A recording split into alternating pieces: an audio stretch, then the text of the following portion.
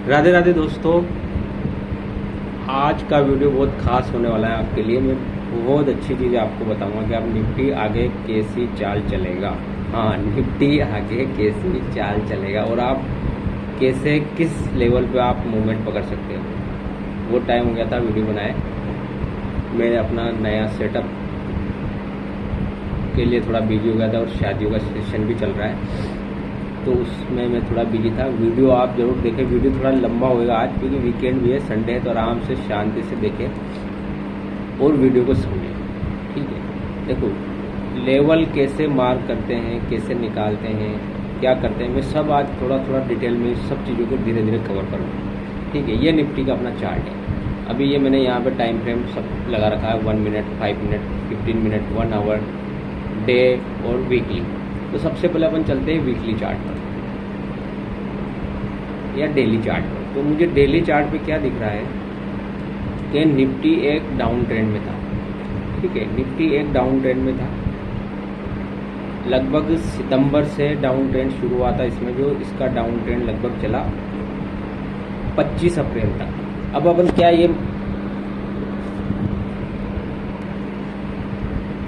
इस लेवल के पास हम 21,750 के पास क्या हम मान लें कि ये निफ्टी का बॉटम बन गया है। तो कैसे फाइंड करेंगे बॉटम ये ही है। निफ्टी अब यहाँ से नीचे नहीं जाएगा, यहाँ से ऊपर ही जाएगा। तो इसके लिए देखो, जब भी कोई डाउन ट्रेंड शुरू होता है उसका जब कोई बॉटम बनता है तो एक बहुत अच्छा टूल होता है फिबोनाची रिट्रेसमेंट का। इसको आपके हर जो भी आप प्लेटफॉर्म यूज करते हैं, ट्रेडिंग व्यू करते हैं, ग्रो करते हैं, डन करते हैं, सब में यहाँ पे इस जगह पे कहीं वो मिल जाएगा। इसकी स्पेलिंग है FIB रिट्रेसमेंट। तो इसको लगाओ, टॉप टू बॉटम इसको अप्लाई करो और देखो। तो इसमें ये नीचे नंबर आएंगे 0, 2.25%, 33, 44, 50। यानी कि जो वो डाउन ट्रेंड था वो कितना परसेंट मार्केट वापस गेन कर गया है। ठीक है, तो ये मार्केट लगभग 50%, यानी कि जो डाउन ट्रेंड था उसका अपन ने 50% क्रॉस कर दिया। 50% के ऊपर कंसोलिडेट कर रहा है। अभी मार्केट जब यहाँ कंसोलिडेट कर रहा है तो 50% के ऊपर कंसोलिडेट कर रहा है। तो सेलर लगभग आधे सेलर इसमें अब ख़त्म हो चुके हैं। फिर भी हमको ये फाइंड करने के लिए कि यही बॉटम होगा आखिरी, इसके लिए हमें 60% के लेवल को, लगभग 66% का जो लेवल है ये 24,750, इस लेवल को हमको क्रॉस करके डेली बेसिस पे, एक कैंडल डेली बेसिस पे 1 या 2 इसके ऊपर क्लोजिंग मिलना जरूरी है।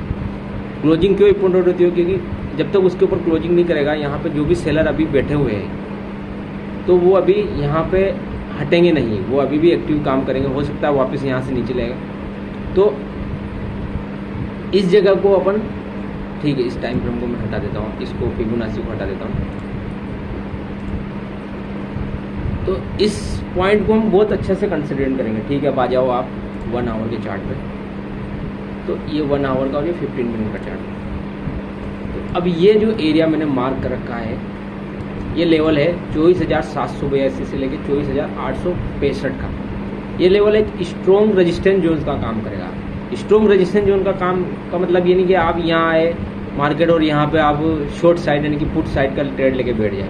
हाँ, एक बार आप इसके ऊपर का एसएल लगा के आप बैठ सकते हैं बिल्कुल, लेकिन जल्दबाजी नहीं करें। यहाँ आए, वेट करें। हो सकता है ये लेवल तोड़ के, सपोर्ट स्ट्रॉन्ग रेजिस्टेंस को तोड़ के इसके ऊपर की हमको क्लोजिंग मिल जाए तो फिर ये बुलिश सेंटीमेंट हो जाएगा, प्योर बुलिश सेंटीमेंट। इसके बाद हमको ये तय हो जाएगा कि जो अपना 22 या 21,000 कितने का बॉटम था, 21,500 का जो बॉटम था अपना, लगभग हाँ 21,700, 21,500 का जो बॉटम था वो फिक्स हो गया। अब वो नहीं टूटेगा, आने वाले समय में वो नहीं टूटेगा। हम नया हाई लगाएंगे। अब 26,200 का जो हाई है उसके ऊपर अपन अगला मूव अपना वो रहेगा। लेकिन इसके लिए ये स्ट्रॉन्ग रेजिस्टेंस जोन है, ये टूटना बहुत ज़रूरी है। या तो इसके ऊपर की हमको क्लोजिंग मिल जाए और एक दिन मार्केट सस्टेन कर जाए तो हम बुलिश हो जाएंगे। हम यहाँ से स्टॉक बाई करना शुरू कर देंगे वापस से। जो भी हमको अच्छे स्टॉक लगेंगे, जिनका रिजल्ट अच्छा आया है, वो स्टॉक हम फ्यूचर के लिए, मतलब लॉन्ग टर्म इन्वेस्ट के लिए स्टॉक बाई करना शुरू कर देंगे। यहाँ पे एक बार शॉर्ट का भी हम प्लान करेंगे इंट्राडे में। शॉर्ट का इंट्राडे में एक बार प्लान जरूर करेंगे। ठीक है, यहाँ पे जब भी मार्केट आएगा, अगर कोई हमको शॉर्टिंग यानी कि पुट साइड की हमको कोई भी अपॉर्चुनिटी मिलेगी, कोई अच्छी बेरिश कैंडल, कोई अच्छी रेड कैंडल या कोई ऐसी नेगेटिव कैंडल कुछ भी मिलेगी, तो यहाँ एक शॉर्ट साइड का ट्राई करेंगे। हमारा स्टॉक 24,870 का रहेगा और टारगेट लगभग पहला टारगेट हमारा 24,500 का रहेगा और फिर देखेंगे मार्केट कहाँ तक धीरे धीरे आता है। ठीक है, तो कल के एनालिसिस के बारे में सुन लीजिए। कल आज संडे, कल मंडे रहेगा, तो मार्केट अब क्या कर सकता है। देखो अब मार्केट ने फ्राइडे के सेशन में मार्केट सीधा 9.15 के ऊपर उतर सीधा 1 गो में ऊपर जाता है। 24,592 का लगभग 592 का हाई लगाया इसने और फिर धीरे धीरे धीरे वहाँ से नेगेटिव कैंडल बनाता हुआ वापस रिट्रेस होता है। रिट्रेस होकर वापस कहाँ आता है, वही आपकी जो परसों की क्लोजिंग थी 24,250 230 के आसपास, 250 24,300 के आसपास, वैसी क्लोजिंग से वापस सपोर्ट लेता है और वापस मार्केट 24,400 पे जाके कहीं रुकता है और इसी रेंज में, यानी कि जो पुरानी रेंज थी, ये रेंज बहुत इंपॉर्टेंट है, इसी रेंज में यहीं कहीं क्लोज कर देता है। यानी 24,300 के आसपास ही, हम 24,300 के आसपास तीसरी क्लोजिंग दे रहे हैं। 24,300 एक ऐसा लेवल हो गया जो हम इस क्लोजिंग बेसिस पे इसको पार करके क्लोज नहीं कर पा रहे। यानी कि 24,300 के पास में पहले भी अपन लगभग मार्केट शायद बुधवार के दिन ओपन था, उस दिन भी अपन 24,333 के आसपास कहीं क्लोज हो गए थे। मंगलवार को हम 24,300 के आसपास क्लोज हो गए थे, इसके ऊपर हम क्लोजिंग नहीं दे पा रहे। तो अब कल के सेशन में करना क्या है, कल के सेशन में अपना सबसे इम्पोर्टेंट सपोर्ट रहेगा अपना 24,150 और 24,000 का लेवल। ये लेवल आप ध्यान में रख लो, डायरी में लिख लो, पेन पे लिख लो, कहीं भी लिख लो, स्क्रीन पे लिख लो। जैसे मैंने ये स्क्रीन पे लिख रखा है, यहाँ स्क्रीन पे आप 24,150, मैं आपको इसको टेक्स्ट मैसेज के थ्रू भी लिख देता हूँ। चलो यहाँ पे ये 24,000 का है, ये लेवल आपका इम्पोर्टेंट सपोर्ट का काम करेगा। जब तक ये नहीं टूटेगा, यहाँ पे वापस सेलिंग शुरू नहीं होगी, पैनिक सेलिंग शुरू नहीं होगी। सेलिंग इंट्राडे में छोटी मोटी सेलिंग हो सकती है, लेकिन जो सेलिंग रहने वाली कि हम श्योर हो गया पुट में ही खेलना है, तो वो वाला सिस्टम नहीं रहेगा। तो 24,000 का सपोर्ट आपका बहुत अच्छा काम करेगा, 24,000 और 24,150, ये इंपॉर्टेंट सपोर्ट है, ये आप नोट कर लो। अब मार्केट कल के दिन कहाँ ओपन होता है, ये बहुत जरूरी है। देखो मार्केट इन अगर कल के सेशन में 24,230 का लेवल लिख लो, 24,230 के नीचे कहीं ओपन होता है तो ये पहले अटेम्प्ट करेगा कि कहीं नीचे जाए 24,000 के आसपास या 24,150 के आसपास सपोर्ट ले और फिर वापस बाउंस बैक लगाए। ये पहली कंडीशन है। दूसरी कंडीशन, अगर नेगेटिव ओपनिंग होती है तो ठीक है, नेगेटिव ओपनिंग होती है अगर 24,230 के नीचे, तो पहली कंडीशन नीचे जाना चाहिए मार्केट मेरे हिसाब से 24,000 के पास और फिर वहाँ से बाउंस करना चाहिए। दूसरी कंडीशन जो सबसे बेस्ट और सबसे अच्छी कंडीशन है, मुझे चाहिए मार्केट 24,400 के ऊपर ओपन हो जाए। 24,400 के अगर मार्केट ऊपर हो गया और पहले 15 मिनट भी अगर सस्टेन कर गया 24,400 के ऊपर, ये लेवल आप मार्क कर लीजिए। थोड़ी जो डल रहे मैं डाल देता हूँ इसके, ये लेवल, ठीक है, ये लेवल, इसके ऊपर अगर मार्केट ओपन हो गया और 15 मिनट अगर सस्टेन कर गया तो आपको एक नया हाई बनते हुए दिखेगा। पहला लेवल आपका यही हो जाएगा 24,587 594 का जो अपना परसों के मतलब फ्राइडे का हाई है, और अगला लेवल आपका सीधा 700 750 782 और ये जोन रहेगा जो अपना रजिस्टेंस जोन है।